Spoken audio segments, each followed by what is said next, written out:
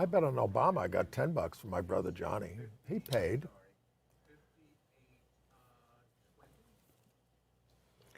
Whenever you hit it, we will note it. 57, 31, 32, 33. Doesn't matter, they're just numbers. So are we live on Facebook now? We don't see a little thing like we do at home. We are live, yes. Oh, we're live on Facebook. Hello, Facebook viewers. Did you see those Grammys? They were so good, we're going to lead with them. I know at least one of you is listening in Westchester. Your voice is getting softer, Andy. My voice is getting softer? Yeah. You think I need a lozenge or something? I just think you should speak up to our viewers. Thank you.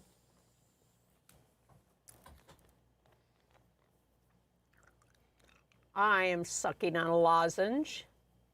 I have one if I need My throat's it. a little dry. I have one if I need it in my pocket. I have 3. I have a soother. Oh, I have about 3 left too. Soothers. Get these in England. We've hit a real bottom when all we can discuss before the show is our cough drops. These are the important things. Well, we have water at the ready. We do. We're bracing ourselves for all the news. There is a lot of it, and some very fascinating videos this week. After we get through the headlines, we're not going to have any more time. Whose fault is that? Both of ours, because we do it together. No, you do it. And we have to really escalate the noise we make so that we'll be heard.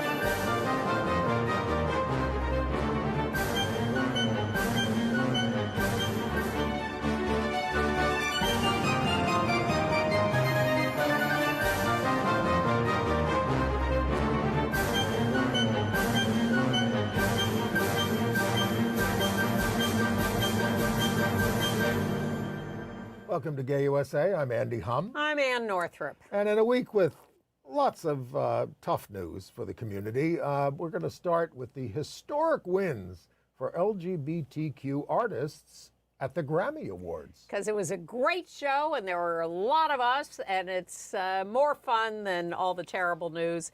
And I don't think we're going to discuss all the other headlines the rest of the world is discussing today. No. We have new news. Including that, and this is the sad part after the Grammys, many community losses this week, most notably fierce trans activist Cecilia Gentili, veteran trans and AIDS activist and my co-defendant Kathy Otter, AIDS action leader Larry Kessler, and pioneering black gay activist Tommy Doughton. Speaker Mike Johnson appeared with a Christian nationalist who holds that the Stonewall Rebellion let loose pagan gods. Well, of course, why not? We will have an update on our favorite right-wing couple, the Zieglers in Florida. A victory over a GOP attempt to eliminate trans rights in Iowa. Good and bad news from Iowa, but that was a good one.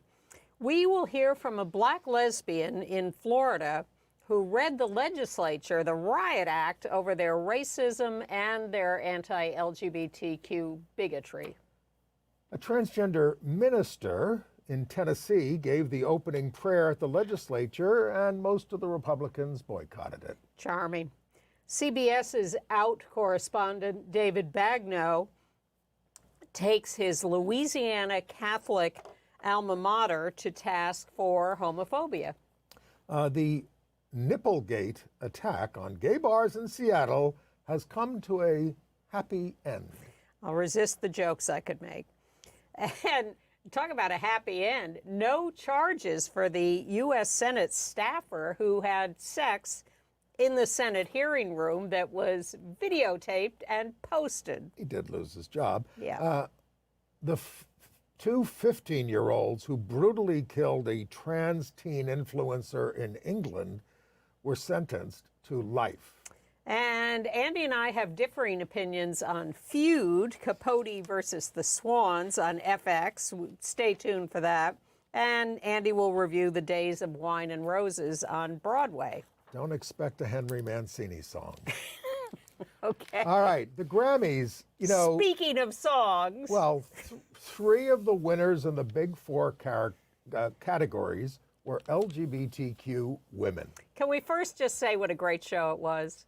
Yeah, I stuck with it. Yeah, and Andy's not a music person, so that's a revolutionary statement on his part. But I loved it. I always love the Grammys. I think they're the best awards show every year. But a lot of people were saying, oh, this was above and beyond. They did a great job on the In Memoriam. Fantastic. It's we'll usually get to that. but I know. They it did was great. done so well. We will get to that. But I mean, they also had great ratings. The ratings were up enormously. And we're going to start with with two of the musical numbers. The first of which we can't show you because they're network material. But we will link to them in our email so that you can watch them. If you go to cbs.com, you can watch the entire show. Oh, that's nice. Yeah. But anyway, it was great to see Tracy Chapman back there. She was singing with Luke Combs, performing Fast Car, which she wrote back in 1989. She won for it in 1989. He did not prevail this year with his version of the song. Well, it was very touching because he so clearly loves her and loves the song. A big white man with Tracy Chapman, the black lesbian. Yes, with a lot of gray hair. But he just looked at her adoringly through the song as she was singing, and he was mouthing the words that she was singing as just because he knows and loves the song. And then every time she'd glance over to him, he would sort of embarrassedly turn his head so he wouldn't be caught adoring her in that way. It's really touching, really touching. So congratulations to them. Congratulations to a beautiful performance that really swept the audience away. Everybody was involved in it. And then everybody was also involved in Joni Mitchell's performance at her side. Even more moving. Well, I think it's all moving, but very moving. Brandy has really helped Joni sort of come out of retirement, helped her appear at the Newport Folk Festival. Joni had never sung at the Grammys before. Never. Amazing. And there she is. You know, she's not in the greatest of health, and she was sitting down, and Brandy was right next to her.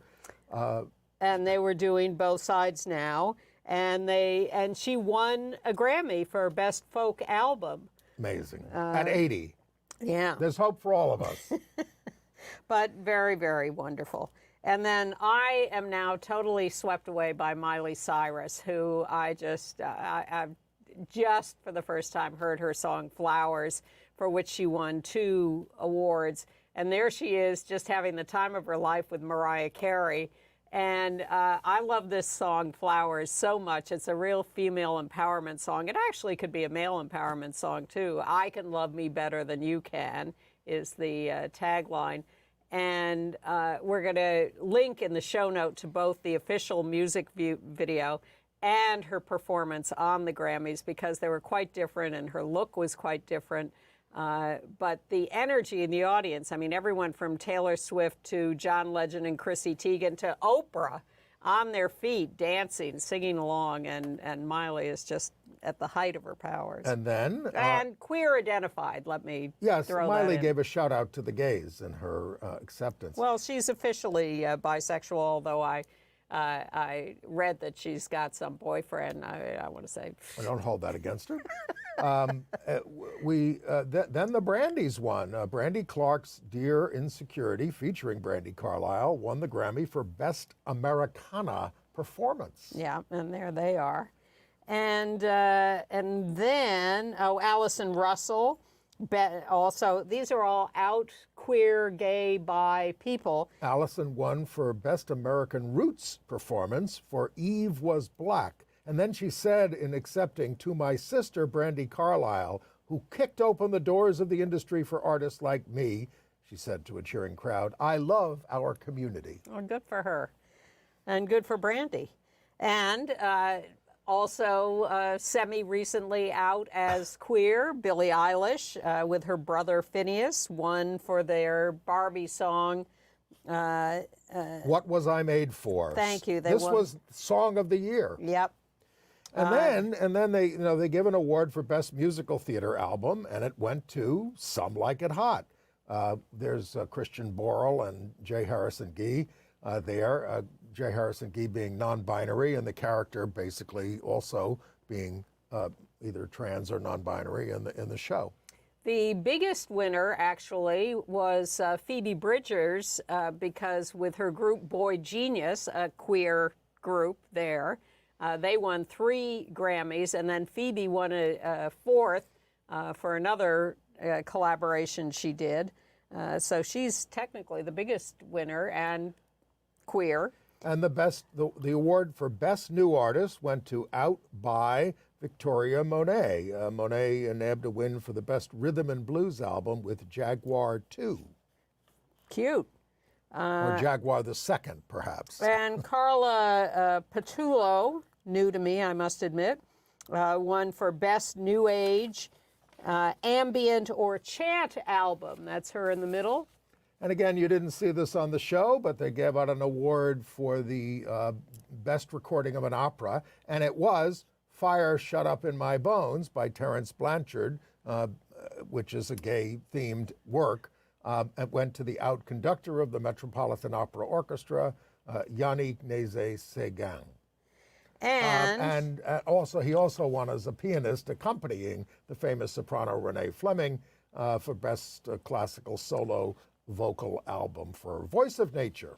And among the posthumous Grammys, David Bowie won a Grammy for Best Music Film that came out this last year or so. It was nice to see Tony Bennett back on stage during the In Memoriam singing, but they did a nice duet. Well, to me, of course, the highlight of the obits was Annie Lennox doing Sinead O'Connor, Nothing Compares to You. If anything, Annie Lennox made it even more emotional than Sinead did, which is hard to do. And a whole series of performances. Stevie Wonder did Tony Bennett. Jean-Baptiste did, what's his name? Can't help you out. And Fantasia did Tina Turner. Here's one you'll love. Dave Chappelle won for Best Comedy Album. I wasn't going to mention that. No, we have to do the good and the bad. I enjoyed, I actually, the Osborne brothers, one of whom is gay, lost for Best Album, but they're fantastic. And a couple of other things. Oh, Janelle Monáe was there looking great, but did not win any of her Grammy nominations. It led me to take a look at Taylor Swift's Anti-Hero, which was nominated for a lot of things, and she did win for album. And Anti-Hero, for the 4th time. Well, yeah. Well, Anti-Hero is a very interesting sort of song about self-deprecation that was really, I took a look at that, interesting. I also like the SZA music video for Kill Bill. So you watch these shows and it leads you to sometimes look up other things online. But a very, very LGBTQ year at the Grammys. And a fantastic year for women. I mean, they don't have gendered categories anymore, and the women were sweeping all the major awards. Well, 5 years ago, they were complaining that there were virtually no women nominated for anything, but now they have risen to the top. I was not too thrilled with Trevor Noah, who I thought was trying too hard. Well, he talked fast. He talked a lot at the beginning, certainly. Okay. All right. So now to our sad news. Yeah. And we lead with one that is resonating around the community, the death of fierce trans activist and leader Cecilia Gentili, only 52 years old. Wow. She died February 6th. She was originally from Argentina. She came here to pursue a safer life as a trans woman, lived here undocumented for 10 years, became a sex worker, survived arrests and immigration detention. Maybe we should run the video of her and then add whatever she doesn't Couple of cover other things, in yeah. this. This is with Sophie Cadle. Usually people with my kind of history are not meant to be managing directors of anything, right? Because when you say like, undocumented, homeless, sex worker with a history of addiction, people don't expect you to be successful. Are you guys here to get beautified or to steal my proprietary secrets? So, yeah, my name is Cecilia Gentili, MHC, Gay Man Health Crisis, and I identify as a transgender woman. So my first question to you would be, how have you seen transgender rights change in the previous years and right now in 2018? The life of a trans woman of color is around 32 to 35. Being 46 and going into 47 makes me feel like I made it in life. So I've seen the state of trans rights going through different stages. We continue to work on rights for our community. Unfortunately, we've seen many attacks, the attacks to transgender people in the military, the new idea of trying to eliminate the word transgender from all the literature. There are terrible things. But I believe it's a great opportunity to put a fight. I'm nothing if I'm not a fighter. How do you see housing and healthcare as being related in the fight to end youth homelessness? It goes hand in hand. How can you take care of your health if you don't have a place to sleep? That's why I always think when we talk specifically about HIV, housing is prevention. Creating spaces for young folks and for folks in general that are put at high risk, creating housing for those folks is creating HIV prevention. What about survival sex work? How does sex work relate to healthcare and homelessness? As a former sex worker, I started working on the sex trade when I was 17 because, I was transitioning, I couldn't get a job. So the only thing that I found, that I could do to sustain myself was to do sex work, right? For many of us, sex work has kept us alive for years because we couldn't get jobs, right? From a young age. Yeah. From the beginning of being kicked out of your home. Right. The problem is that, sex work is criminalized, right? So because we are forced into sex work, we are put in positions where we are most likely to be arrested at any time, and then Arrested or lose our lives. Yeah, or arrested or killed or harassed. You're a pioneer in our communities. We, as a sister and as an Afro-Latina sister, I look up to my sisters who are in positions like yours. It's what our community needs. We need to be kept visible in the conversation. We need to be brought into the tables to keep having this type of conversations. I believe that one of the most important issues for trans youth when it comes to the road to homelessness is family acceptance. It is proven that youth that have the support of their family are most likely to be housed and be more successful around education, employment. Whatever our ideas of success, we all deserve a shot to succeed. So I'm trying to do my best to guarantee youth and young folks to have a shot to success. So, She really was a hero in the community, especially here in New York. She was a writer, she was an actress. She wrote a book called Faltas, I hope I'm pronouncing that correctly, F-A-L-T-A-S, Letters to Everyone in My Hometown Who Isn't My Rapist.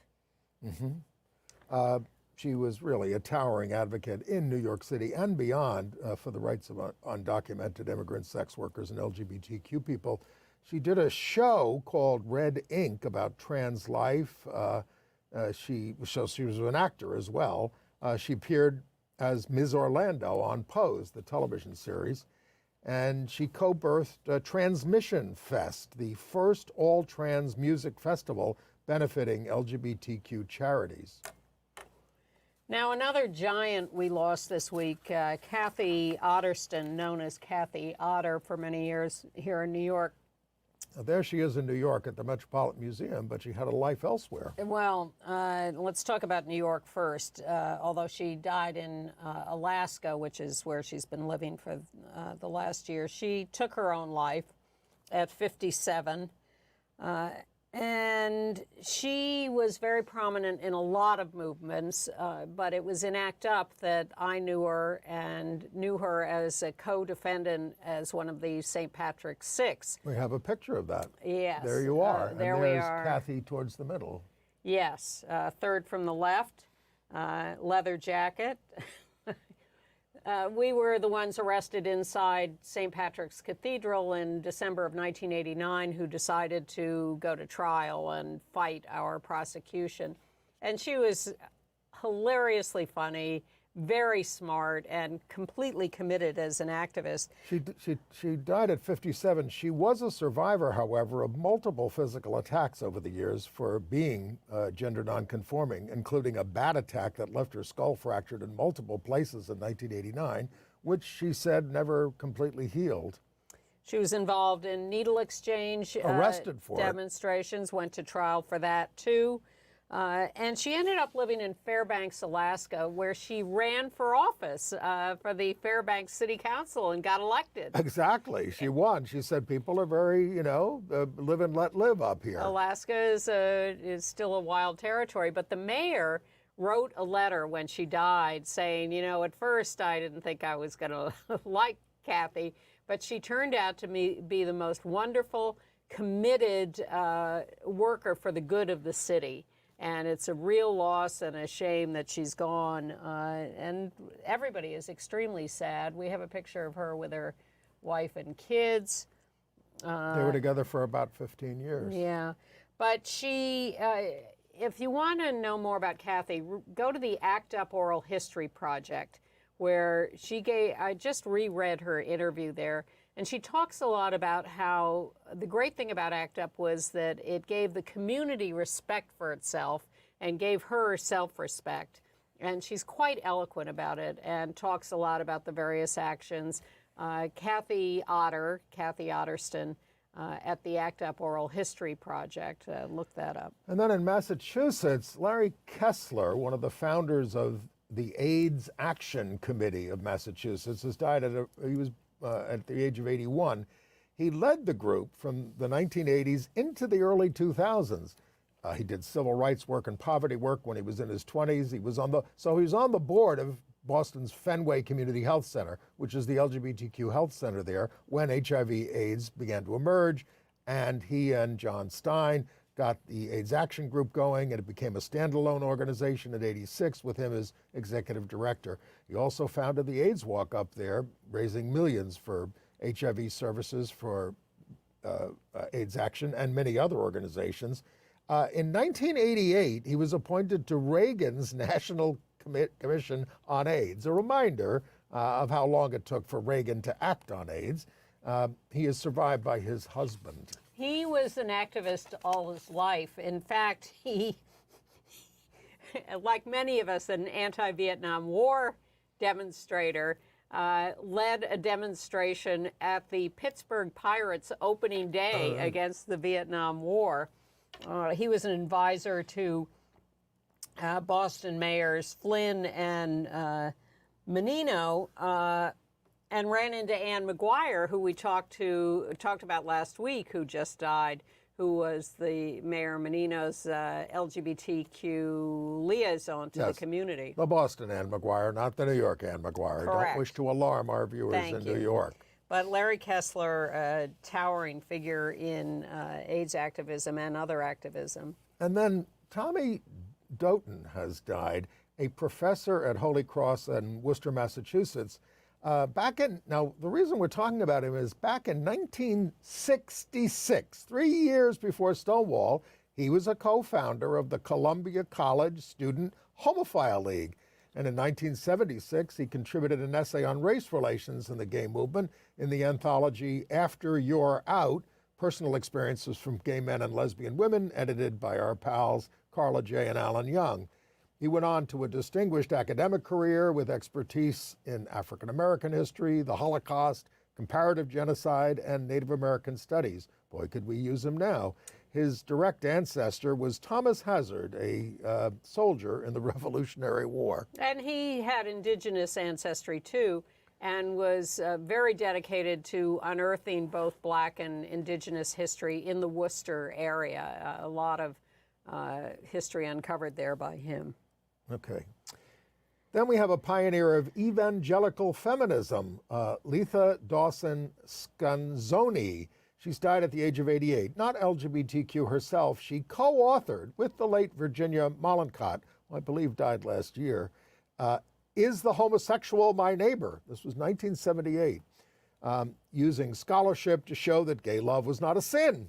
In 2006, she wrote the Christian case for gay marriage, but she started challenging the sexism in the evangelical Christianity in the mid-1960s. And by 1974, wrote a biblical approach to women's liberation, all that we are meant to be.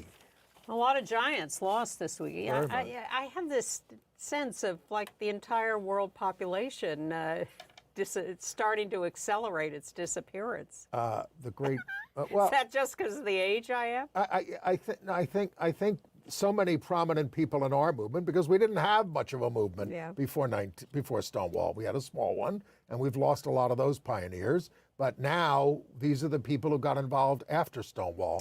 Well, I just think except for Tommy Doten, across 1966. Across the board, not just in our community, but there are a lot of people dying. Well, as my friend Tony's father used to say, people are dying who never died before. Excellent. Who is he, Yogi Berra? All right, well, still alive, Mike Johnson. Oh, God. Well, he spoke at a national prayer gathering last week, sponsored by the anti-LGBTQ hate group, the Family Research Council, alongside, right next to, the infamous Jonathan Cahn, C-A-H-N, a pastor who said that the Stonewall Rebellion opened the portal to another realm, allowing a pagan god to come back to earth and cause a sexual revolution. Did you know that we had this kind of power? It's fascinating history. I just Khan said that these pagan gods seek to seduce the culture through sexual revolution and compel parents to sacrifice their children. I mean, how can you be a serious person and be in the presence of this kind of nonsense? Look, I was reading up on this breakfast, and what I came to was what's happened with the National Prayer Breakfast, which has split in two. For the more moderate and the more right-wing groups. And now this is the even more right-wing group, the Family Research Council National Gathering for Prayer and Repentance. 16 members of Congress attended the event. Together they prayed to stop feminism, homosexuality, abortion rights, and alternate lifestyles. It's, by the way, the Family Research Council is tax exempt and says it's a church. Yeah, well, all this leads us to Florida and Christian Ziegler. Okay. Our couple of the year, he and his wife, Bridget. There they are. You see them every week here because we have little updates every week. We just soon stop talking about them, but the latest revelation from the police department investigations of their phones shows him trolling for lots of women for threesomes, and he's just getting in more hot water all the time. They had a whole list, and women, multiple women claiming we need to hunt for someone new. They said. Well, because a lot of women have accused him of physical abuse. Well, the texts also confirm that Bridget was into these encounters for the women. The Sarasota School Board did vote urging her to resign. Governor DeSantis has not removed her from the Disney Purification Board. But now every time the Sarasota School Board holds a meeting, a public open meeting, tons of people show up to yell at her and say, "Get out of there, you hypocrite, you're horrible, and you're ruining our schools." And she just sits there and says, you know, I believe in free speech, and if people want to come here and yell at me, that's up to them. Well, but I'm not resigning. Disney is not being so successful in its lawsuit for free speech versus the DeSantis administration. Their suit was dismissed. They're challenging his taking away their special district thing. and but they are vowing to appeal. Yeah, the district court judge who ruled against them was a Trump appointee, so I hold out a little hope. Much of the national news is the business about immigration reform and support for the defense of Ukraine. They went down in flames in Washington. Maybe there's new developments since after we tape this. But groups such as the ACLU and the National LGBTQ Task Force are also speaking out against the immigration bill, saying it includes Trump-era policies that will perpetuate chaos and suffering at the border. Well, they say very explicitly the Democrats caved to the Republicans on this. The Republicans can have everything they want, and that's all Well, about... apparently not everything, because they won't bring the bill up. Well, and to which some of us say, thank God, because it is such a heinous So bill. leave it all in chaos, and it's a mess. And it is a mess. I would like the Democrats to find their compassion and empathy and intelligence again and realize the richness brought to this country by immigrants and start talking about that. Absolutely. I'm totally for, I'm not going to say completely open borders, but we need their labor. I mean, Martha Teichner on CBS did a whole thing on immigration. She said the dairy farmers, without these immigrants, they're closing dairy farms. A 13-year-old immigrant from Africa has just invented a soap that will treat skin cancer. But we want to keep these people out. It's all politics, and that's what the Democrats are worried about. And until Democrats get power, they can't do anything. Well, they have some power now. Very little. And they could be changing their rhetoric to try to educate people. Well, someone who's giving up some power is Anise Parker. She's leaving as the head of the Victory Fund, but not until the end of the year. There she is. Yes. She's been doing a good job electing more and more LGBTQ people. A lot more. Which is what the Victory Fund does. Yeah. She says they now support 1,270 elected LGBTQ officials, which is way up now, as the world has changed around us. The Human Rights Campaign came out with its State Equality Index, and you can go to hrc.org and look up the score in your state. And now they're doing weekly updates. There is so much there's 350 anti-LGBTQ bills in the state houses right now. But the National Center for Transgender Equality has just come out with a long-awaited report. They surveyed, ready for this, 92,000 trans people across the country. And of course, that isn't all of them, but that's a lot. And 94% report great satisfaction with their gender transition, and their only problem is the way people treat them and the problems they have getting jobs or accessing medical care or whatever. But the National Center for Transgender Equality, go to their website and you can get this report. And we'll put a link to that in our email. Yeah. In Arizona last week, they advanced a bill to require healthcare entities to provide parents access to minors' medical records, including services that do not require parental approval, such as emergency mental health treatment. And in Florida, a district judge, Robert Hinkle, is blasting the state health agency for ignoring his order that, I'm sorry, I got lost in the middle of a sentence, against their refusing care to trans Medicaid clients. Clients weren't getting care appropriately. They go to court, they sue, the judge says, you're right. You should be getting services. He orders the state health agency to make sure they get it, and the state health agency ignores them. This is what Abbott's doing in Texas, too. They're ignoring federal orders. It's called nullification. Yeah. And Florida is also advancing a bill that makes insurance coverage of gender-affirming care for adults conditional on coverage of detransition care, which should already be covered, and requires insurers to offer options that exclude coverage for gender-affirming care as part of their option package. And that passed. The bill would also require, this is what we talked about, the bill would require driver's licenses and other state-issued ID to reflect a person's sex assigned at birth rather than their gender identity. All right, I think it's time for Nipplegate. Well, we do have some other state news, and I think we should, Okay. Well, this is good news from Florida. A bill to restrict flags that represent political viewpoints on public buildings supported by DeSantis, stalled in the state Senate after he came out for it. And there's a lot of concerns about it. And of course, a Democrat testified and said, look, race, gender, sexual orientation, and religion are not political viewpoints unto themselves, and we should be as inclusive as possible. Because that's what the law prohibited, and it's clearly targeted at pride flags, but it says only the U.S. flag and the Florida flag can be flown on public property. And then someone went to one of the legislators and said, well, what if there's some visiting dignitary from another country and we want to honor them by flying their flag? He said, oh, we can make an exception for that. Or what about the French club? If they want to fly the tricolore. Did I say that right? I don't know. Yes, All you right. did. All right, now we can talk about Nipplegate. Okay.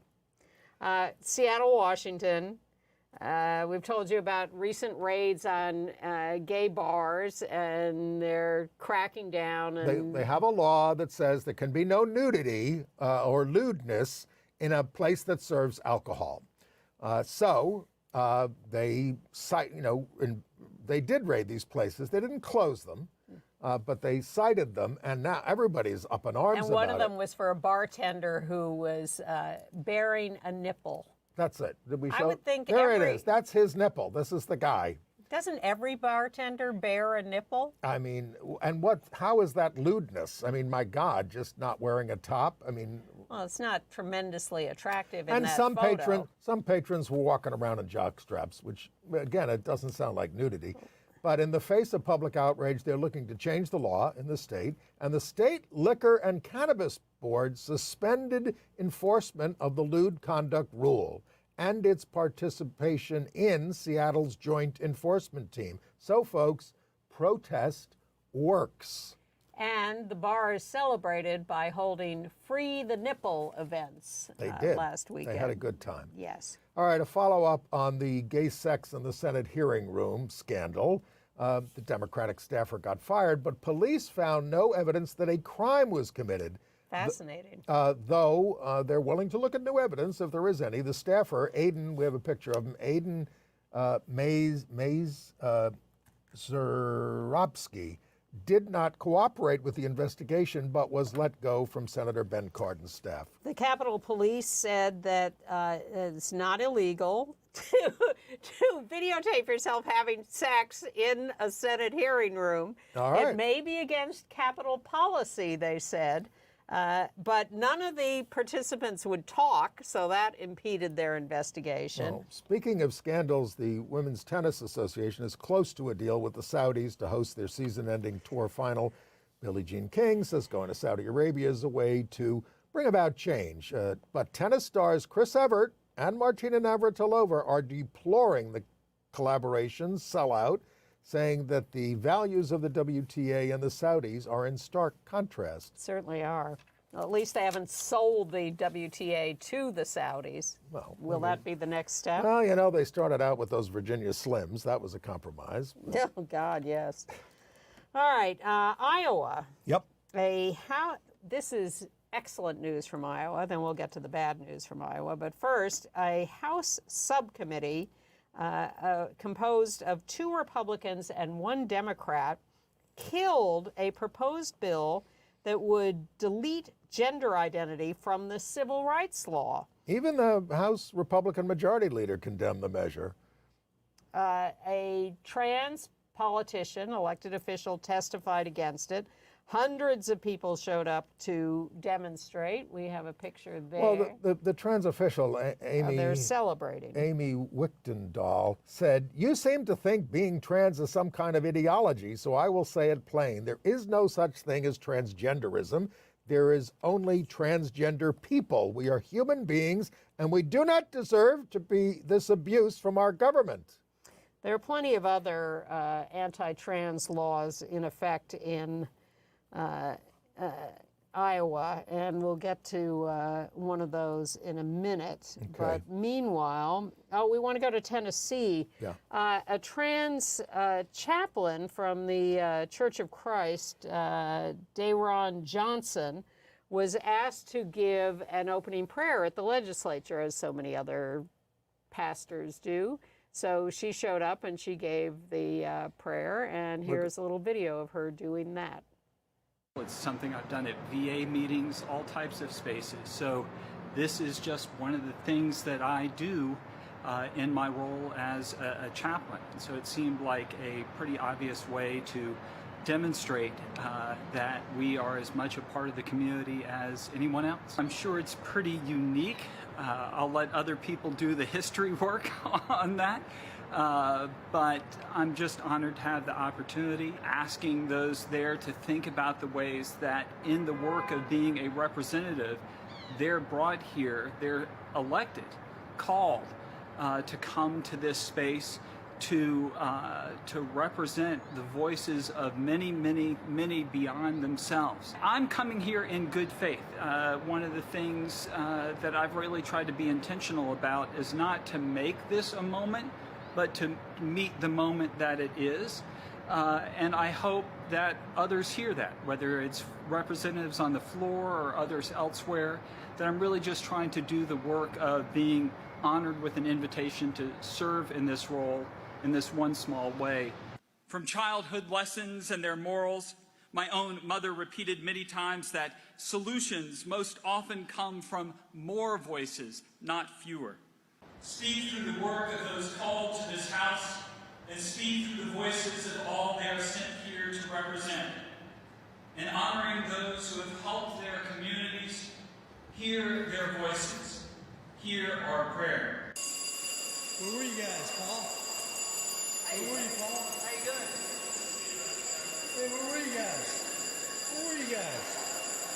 What's up, man? Where were you, Jason? How are you? Yeah. Hey, man. Where were you? I had a meeting, ran a little bit over. Yeah. You only talk to the people who are there, right? And so if other folks decide not to show for whatever reasons, I'll let them have their reasons, right? And I'll just try to do what I can, and hopefully people were willing to, like part of my message said, willing to let go of the things that might help them, and let go of the things that keep them from maybe hearing a different perspective and a different good word. She is infinitely patient. She's a pastor. And the Republicans are, where's your devotion to God, your God, and to basic manners? So those were the Republicans who made themselves late to the chamber so they wouldn't have to sit there and listen to her and give her any respect. And they're still, the Republicans in Tennessee in the legislature, they're still going after those two black legislators who they threw out for being rude because they questioned them. Yes. They're on the verge of being thrown out again. Oh, and they want a new rule that would prevent them from being sent back immediately by their constituents. They're passing all sorts of anti-LGBTQ It's called stuff. fascism.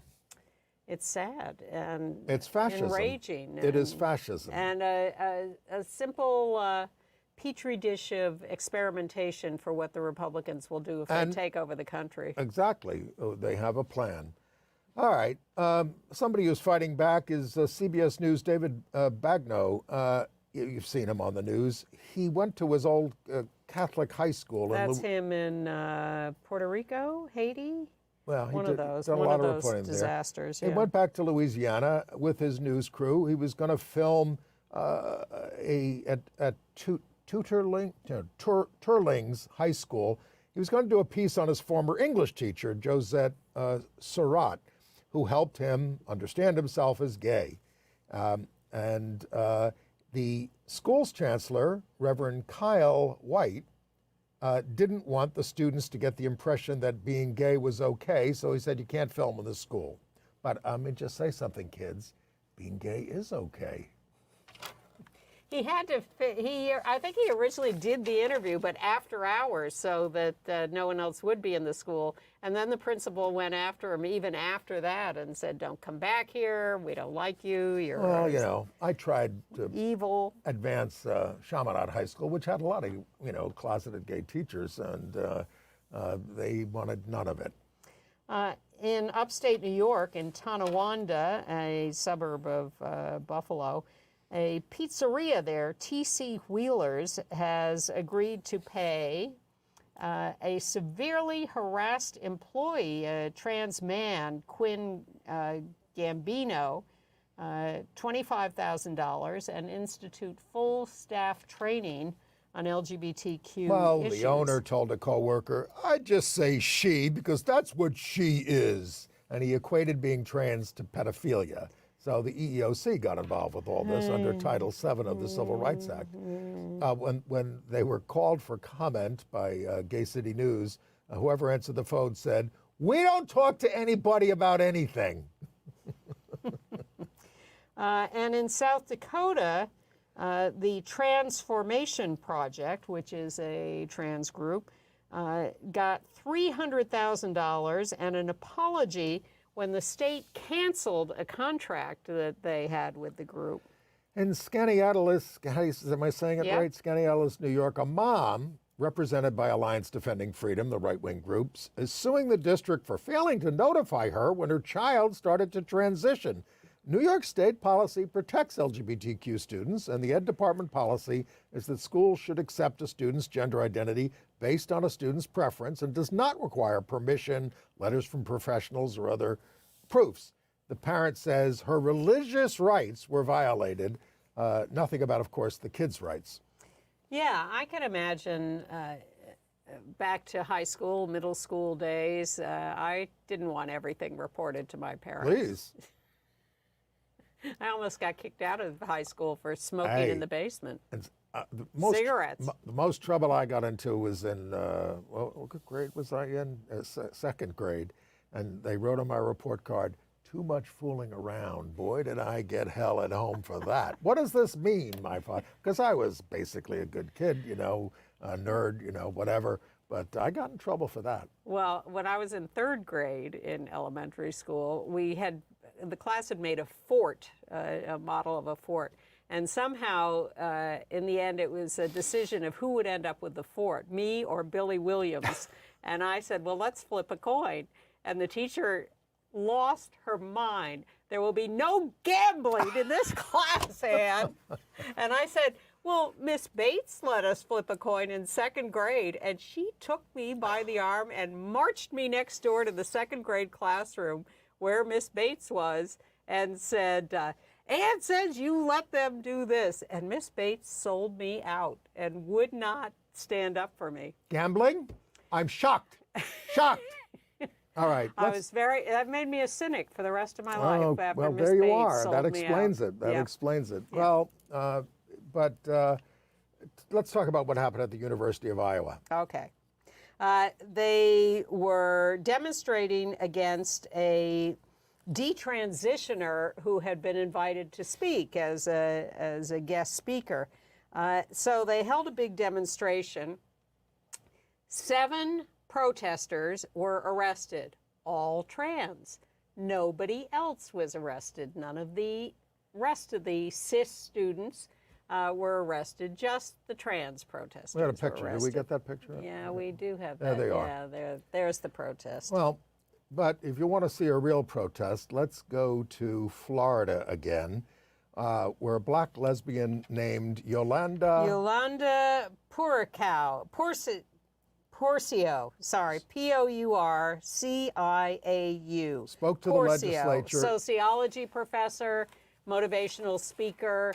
She was speaking against the proposal for an anti-trans bill on February 1st at the start of Black History Month. This is fierce.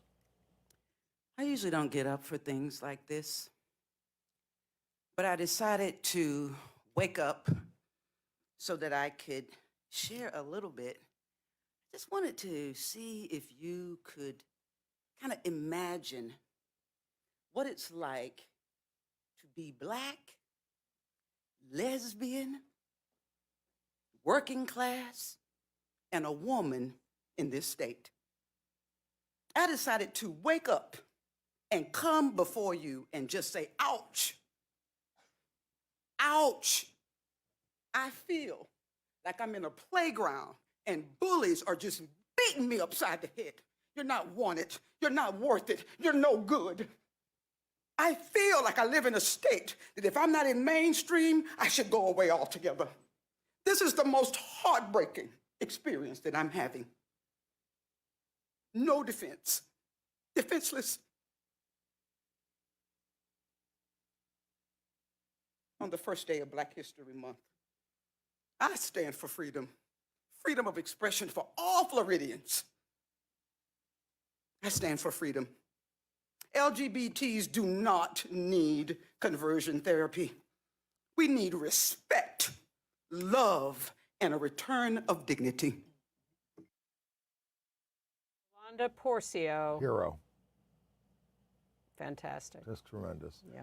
All right, in Bel Air, Maryland, we told you about how trans activist Megan Lewis, we have her picture, was killed after getting into an argument with Brian Decen, D-E-C-E-N, 47, who called her sir. He drove away. When she followed him, he shot her dead. Now, he was first charged with like some kind of second-degree thing. He's now charged with first-degree murder, held without bail.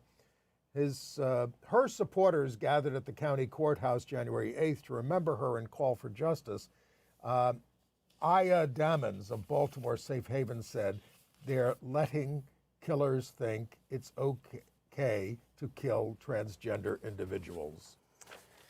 And a lot of this is because they're censoring all education and they're just driving people apart. The American Bar Association House of Delegates, by unanimous voice vote, adopted a resolution that there should be no ban on teaching about race or gender in schools across the country. Big bans on teaching about anything. I mean, I want people to learn it all, the good and the bad. All right, are we on to international news? No, first we're going to memorialize one more person. Oh, right. From New Jersey, the Reverend Norman Cansfield, who died at 83, a straight ally. He's there with his wife on the left and his daughter on the right. He was the former president of the New Brunswick, New Jersey Theological Seminary. In 2004, long before it was legal, he performed a marriage ceremony for his daughter and her wife, both of whom are ministers. She's a fire department chaplain. Yeah, his daughter Anne and her wife Jennifer. He was deposed from his position by the General Synod of the Reformed Church of America, reinstated 8 years later in 2012 when they evidently got educated. But he stood up very, very bravely as an ally and obviously loved his daughter and her wife. A lot of pictures of all of them together. Okay. All right, international news. The remorseless teens who brutally stabbed a trans girl, we have a picture of her, Brianna Gay, G-H-E-Y, to death in the north of England last year, have been convicted and identified and sentenced to life in prison. Scarlett Jenkinson and Eddie Ratcliffe, the last time you're going to hear those names, now 16, will serve a minimum of 22 and 20 years respectively. They were thrill killers in the mode of Leopold and Loeb. Brianna was a web influencer with thousands of followers on TikTok. Jenkinson cultivated a friendship with Brianna before the murder. The murder was luridly planned. One of their text messages, I want to see if it will scream like a man or a girl. The killer told a shrink that she found the killing exciting. They were very cold-blooded in their planning and talked about various possible victims before picking Brianna. And they were like 15 at the time. When they did it. Yeah. Yes. Sociopaths. Yes.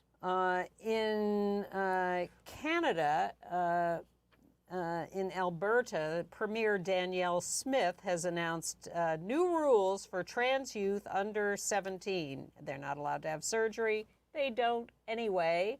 Hormones need permission from parents, doctor, or psychologist for anyone 16 to 17. And new names or pronouns need permission and parental notice. How much more control are we going to exercise? Taiwan has its first out legislator. She is Huang Ji, 31 years old, of the ruling Democratic Progressive Party. She's been a city councilor in Kaohsiung. In this contest, she faced attacks for being LGBTQ and for being young. Yes, that seems to be their main complaint. She's too young. She's a former journalist. She's now the youngest member of parliament at 31. Says there's much to do to advance LGBTQ rights, including revising the Assisted Reproduction Act to include single women and same-sex families. They have same-sex marriage in Taiwan. Hey, Miley Cyrus is 31. She's doing okay. I'd put her in the legislature. She's like the former Disney star, right? Yes, Hannah Montana, but Right. she has grown up. In Russia, a court convicted 2 people and charged one for displays of signs of extremist organizations because he posted a rainbow flag online and wore rainbow flag earrings. Actually, I'm not sure whether that's we have a lot man or of we have a woman. good number of viewers in Russia from the reports that we get. Yeah. And They're subject to fines and detentions for, any public display of a rainbow flag in Russia is now really criminal behavior. all right. And in Florida. AIDS Actually, we just stopped it. And in Finland, on February 11th, next week, there will be a presidential runoff between the former prime minister, who's leading, and the former foreign minister, out gay Pekka Haavisto, 65 years old, who's a DJ also in life. like So our watch for the Finland presidential election. a DJ like our associate producer, Bill Ballman. Yes. Okay. AIDS news. Today, February 7th, when we're taping, is National Black HIV/AIDS Awareness Day, highlighting the disproportionate impact of HIV on Black communities and obviously urging people to get tested and treated. And one thing that'll be easier to do in California is to get PrEP, pre-exposure prophylaxis, from pharmacists directly. Or PEP, or post-exposure prophylaxis. No longer need a prescription. You do need to be HIV tested to make sure you're negative, because you can't Right. take this if you're HIV positive. And you should be tested for sexually transmitted infections along the way. Governor Newsom just signed this. This is new all law. done by Scott Wiener, the senator out there. And, there are still 4,000 HIV infections in California every year. All right. And in our last 3 minutes, we will go back to entertainment news. So you liked... Well, look, I haven't been a fan of Ryan Murphy's series for a while, but I have. Feud, Capote versus the Swans on FX, I think it was pretty laugh-out-loud funny at times, disturbing at others, and spectacularly cast, I think. I thought Tom Hollander was terrific as Truman, Capote, and all the women, Naomi Watts, Diane Lane, Chloe Sevigny, Demi Moore, that's Sevigny. Sevigny, okay. Playing the society dames that he seduced, though not sexually, of course, and then betrayed. It also features the great director Joe Mantello as Capote's partner Jack Dunphy, and Russell Tovey. All these guys are all out gay as Truman's rough trade, John O'Shea. And it's Treat Williams' last role as Bill Paley. It's directed by gay Gus Van Sant and written by gay John Robin Bates. I thought the first episode was completely dreary. I think I had a great time. You had your turn. Okay. My turn. I think the Capote character is almost unwatchable. I thought the second episode picked up when the women got together to band against him. I do like the women in the show, obviously. But we haven't seen episode 3, and there are going to be a total of 8, I think. Okay. So maybe, I did think the second episode was better than the first, but he liked the first better than the second. Make your own decisions. We're going to rename the show Crossfire.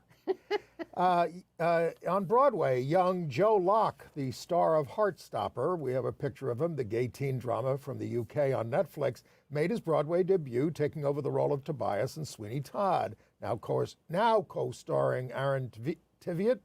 I might have said his name wrong, I apologize, and Sutton Foster. They will run through May 5th at the Luntfontein. I saw Kokomo City on Showtime, the documentary about 4 trans people, an hour and a quarter, riveting, really, really good. Kokomo City, And smart, funny, tragic, angry. It's won a lot of awards. Really, look up Kokomo City. The Days of Wine and Roses, about an alcoholic couple, is now a musical starring Kelly O'Hara and Brian Darcy James as lovers whose real best friend is booze. It's a tragic hour and 45 minutes witnessing their journey from fun to rock bottom to, well, you have to see the show to see what happens. It's more like an opera than a traditional musical, but it's, a lot of gay people involved. I would recommend it. It's an ordeal. The right wing is freaking over Alexander, the Making of a God on Netflix, a documentary, and we're done, and we'll see you next week.